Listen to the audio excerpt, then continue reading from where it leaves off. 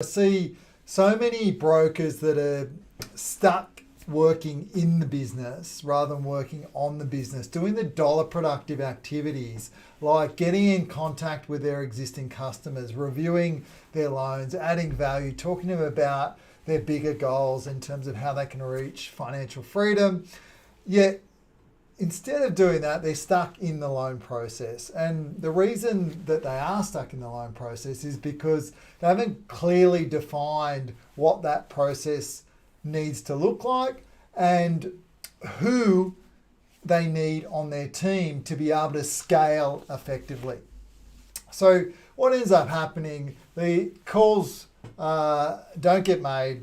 They focus their time on getting deals done, getting through the system. A mortgage business is somewhat chaotic, but if we focus on the areas that we need to in creating a really good loan process, then we're able to scale much more effectively, be more profitable, have more time with our loved ones and our family. So today I wanted to talk to you about how you can create your own billion-dollar broker process and what are some of the things that you need to look at when you're mapping out and really planning to build and to scale your team. I'll go through some of the common areas where I see people get stuck and some of the things that you need to do to be able to really get the right things in place so you can be working at the right things at the right time.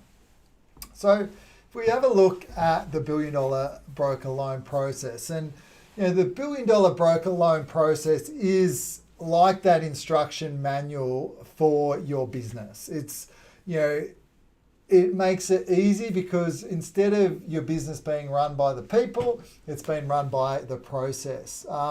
But we first need to know how to do it, and this is what we're going to cover today. So if we look, and the reason process is so important because you want to be spending time with your family on the beach, enjoying holidays, being able to sort of spend time away, knowing that you're going to delight your clients. And our time is our biggest asset. I love Tim Ferriss, and one of the things that he mentions is that you can measure your time, and the time is the new rich. How much time you have is a new measurement of wealth. So a lot of brokers I meet, they've got great cash flow, and from a dollar point of view, they may consider themselves wealthy. But you talk to them about how much time they're spending in the business, and they're sometimes the most poorest people on the planet, right? They're spending just about all the hours either in the business. If they're not, they're checking emails, their mind is constantly going, they're unable to switch off. So even when they're home, they're still focused and thinking about the next thing that they need to do because they're not trusting in their team and trusting in the process. So we need to be able to do that, and we need to be able to scale our business, and we can't scale our business without a system and anything that we do on a repeated basis. So anything and everything can be improved. So we really need to look at everything that we do on a repeated basis, whether that's sending a client the options in an email. Have we found a way that we can systemize it? So in terms of when we look at the process, and if we look at the billion-dollar broker loan process, if you look at it, it goes through some important points. And the first part is around your qualifications. So once you're at a level where you've got a decent flow of leads coming in the business, I know, most people when they go through training, they'll be saying, look, you've got to sit in front and you've got to get in front of as many people as you possibly can.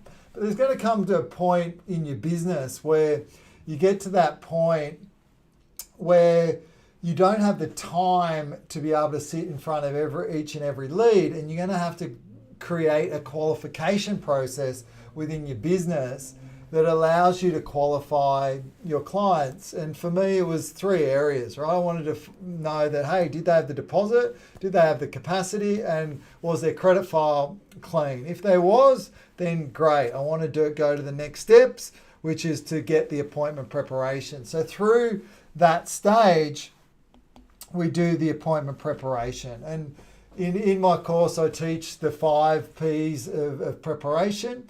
So if you look at that, it's the policy research, it's the product research, it's the provisional servicing, it's the property valuation, and then it's the pricing, right? So this allows us to, if that's done well, and again, a lot of people are using VAs to do this part of the preparation, and it's a great way to train them up to do these other roles that can come in the business down the track. So if we look at that, that's the preparation stage. Next stage is around connecting and closing.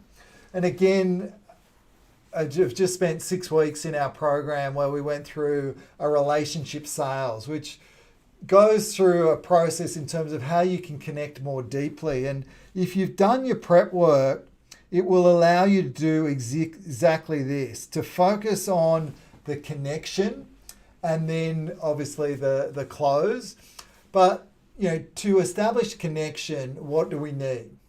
We need to establish emotion. How do we establish emotion? We ask great questions. Great questions, not just transactional. Too many brokers I see are transactional and not relational. So we want to focus on how we can add as much value to these clients and really connect with them in a way.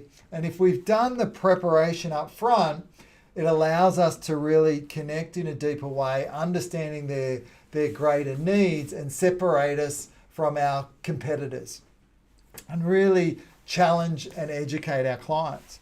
So that's the appointment day. The next part, a lot of brokers don't do very well and they get stuck in the process and, rather than having a team of partners, and, in our business, we called the person that we did the handover to our approvals solutions partner, because we didn't want to have an assistant in our business. And if you look at the role of an assistant, you are still responsible from there. Whereas if you view it more like a handover, more like a baton change, you want to hand over to somebody to run their part of the journey. And this is a really crucial point, because if the client calls or the bank or the assessor calls and asks for information at this point, after you've done the handover, you will then hand it over to that approval solutions partner, I call it. You might call it a para broker or a credit analyst within your business, because the idea is you're back here, right? You're back at the start line. You don't want to get involved in that process anymore.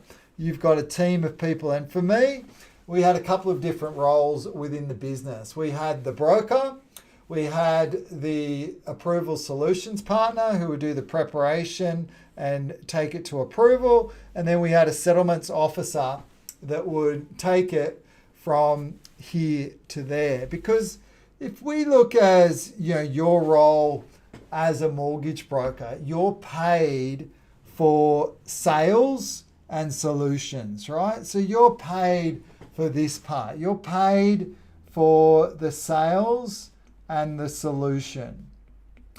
What comes next after the handover is not what we call dollar productive activities.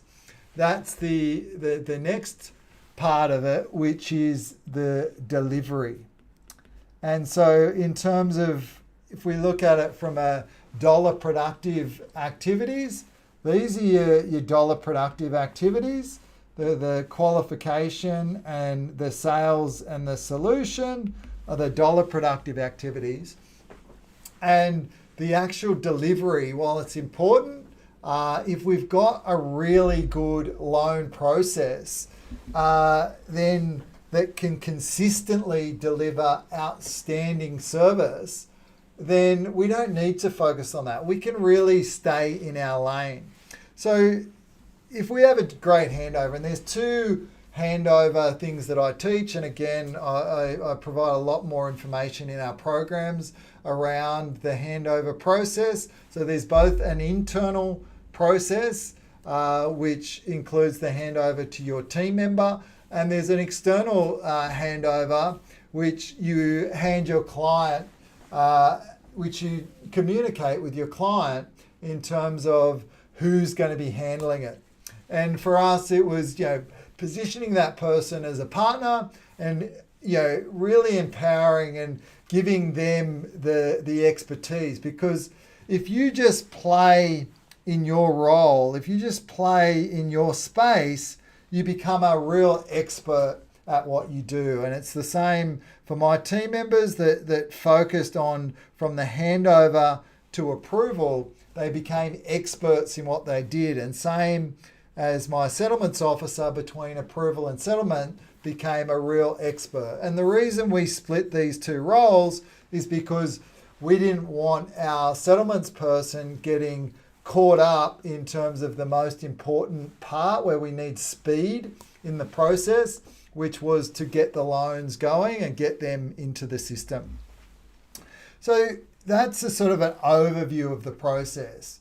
In order to really refine the process, and one of the best things that we did within our business was a Kaizen, and it's one of the things that I do with my elite clients, and I'm just going through in my group program at the moment, where we're going through and we're really mapping out the processes and really looking into the process. And at each step of the process, we're looking at different areas of waste. And the different areas of waste that you can look at is the delay.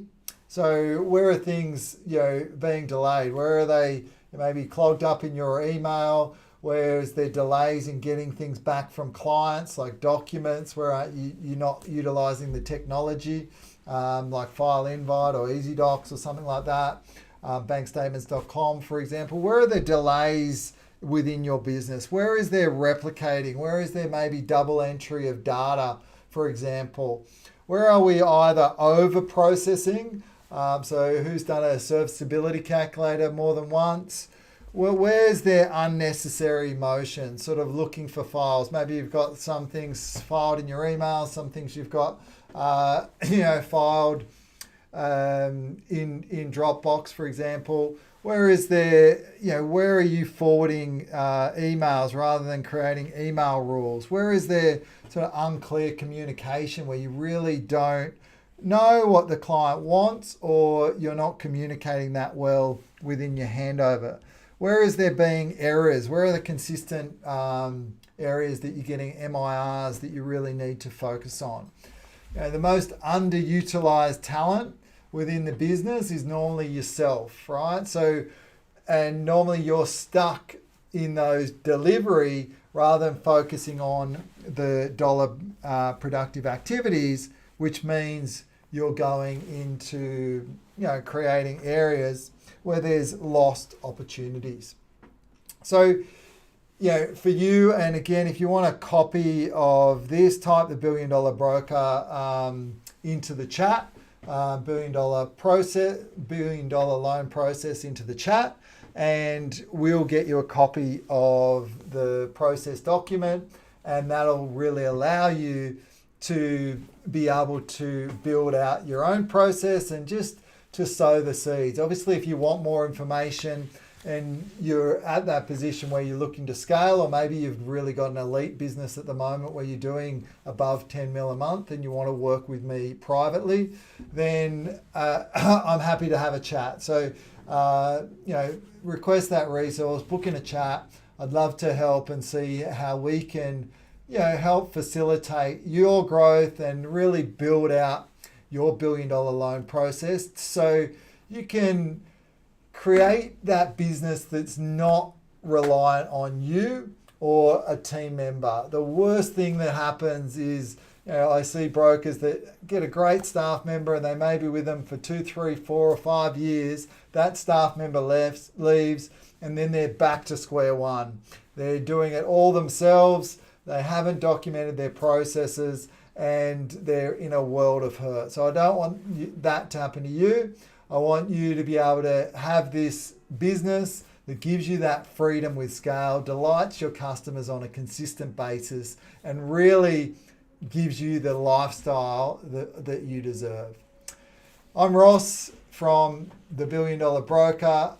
As always, I've loved giving that, and hopefully I can help you create that profitable business that you're proud of.